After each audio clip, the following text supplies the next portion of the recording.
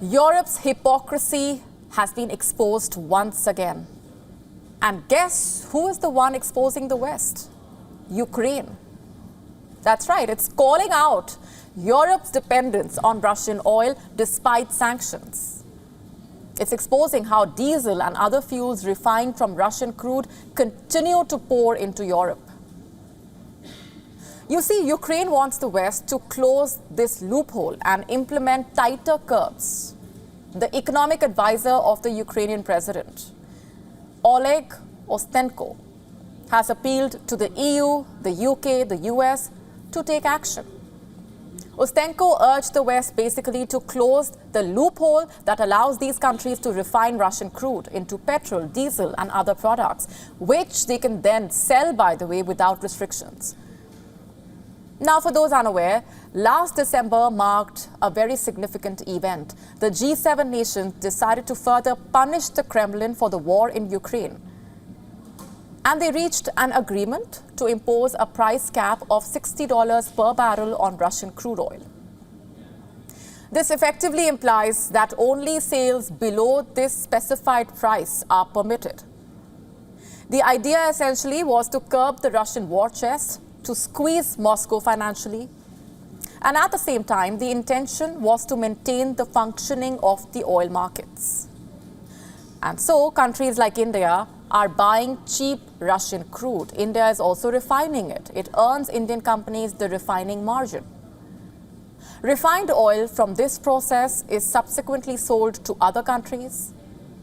In May, Indian imports of Russian crude hit a high of 69 million barrels, a nearly tenfold increase as compared to the same period in 2021, prior to the war.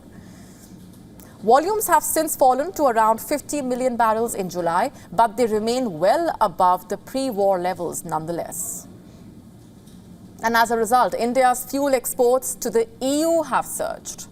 In June, it exported 5.1 million barrels of diesel and 3.2 million barrels of jet fuel to the bloc, up from just 1.68 million barrels and 0.51 million barrels, respectively, in June 2021.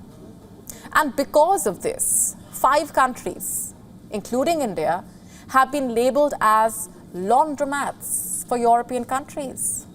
You heard that right. In June this year, a report published by a Finnish non-government agency called the Center for Research on Energy and Clean Air called India, China, Singapore, Turkey and the UAE laundromat for the rich European countries. Can you believe that? Just the level of European smugness? The moniker only exposes the hypocrisy of the West, in fact. For all its self-righteousness and bullying of countries in the global South, along with the rhetoric, of course, of if you are not with us, then you are with them, Europe cannot seem to choose between wanting to be the conscience keeper of the world and its own material interests. I mean, they talk about punishing Russia. They impose sanctions that inadvertently hurt emerging economies, and yet they mock us for prioritizing our own needs. But in reality, the situation on the ground is this.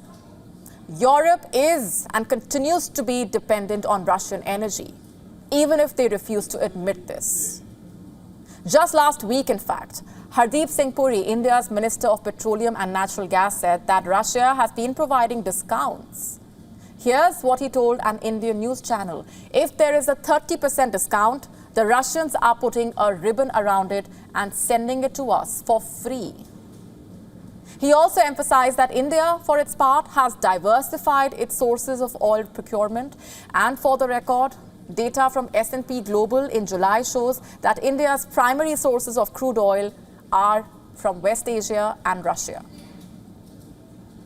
But let's just get back to Ukraine. As the war continues to grind on, inflicting a heavy toll on the Ukrainians, Kiev aims to exert more pressure. And according to Ustenko, policymakers should endorse a ban for all refined products going to G7 countries. He basically asserts that this measure is essential if these products originate from Russian oil, irrespective of where the refining has taken place. Ustenko says, Kiev wants to build support among G7 nations to bring the price cap down to just $30 a barrel.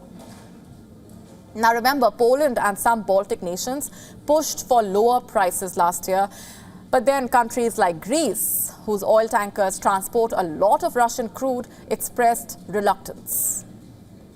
The Ukrainian official suggests that a potential ban on fuel derived from Russian crude could send out a big signal to the producers. And this signal would basically convey that touching Russian oil is entirely prohibited.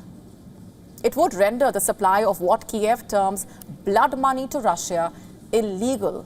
Blood money that Russia uses to buy weapons and commit war crimes on Ukrainians, by the way. However, the idea is unlikely to garner substantial support at the moment. And this is primarily due to Ukraine's request for a ban on refined fuels, particularly in the absence of a viable alternative.